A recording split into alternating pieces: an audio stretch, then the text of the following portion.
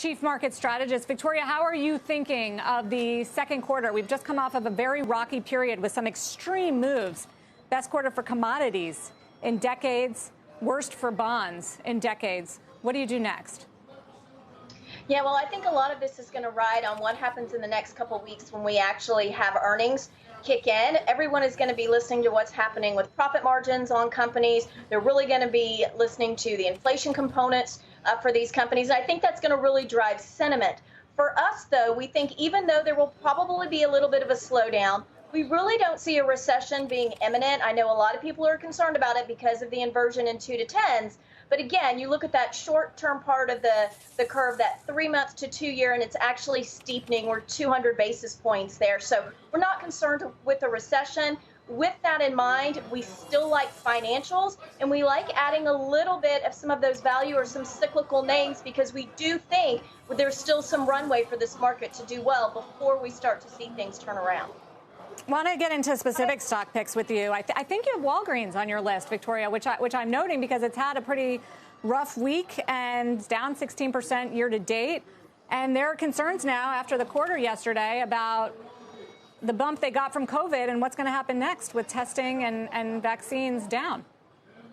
Yes, so that's actually one of the reasons we like the name right here. I mean, we try to be opportunistic. We try to look at names that have been revalued.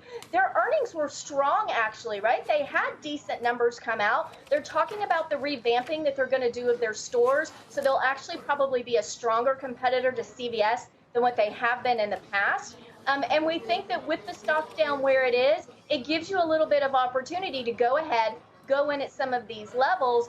Yes, it might be a little strained going forward with some of the issues you mentioned, but we think longer term, this is a name that's going to continue to do well, and you have a good buying opportunity right here.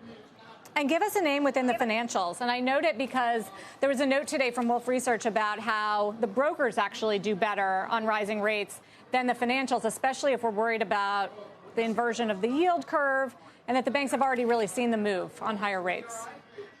Yeah, you know, it's interesting, Sarah. Bank America is actually the name that we probably like the best right here. And I think people have to shift their thinking a little bit. They've always thought about the net interest margins for these banks between the short term and the longer term of the curve. But look, in 2010, about 60% of the loan balances for these banks were real estate related. Now that's down to like the mid 30%. Most of their loans are either C&I loans or their credit card loans, which are tied to a much shorter part of the curve. So as the Fed hikes, net interest margins should actually go higher. So I think with that, with their balance sheets being in good shape, with dividends probably doing well, and the revaluation we've seen, so they're cheap versus historical levels, this is a good place to be, and Bank America is our favorite.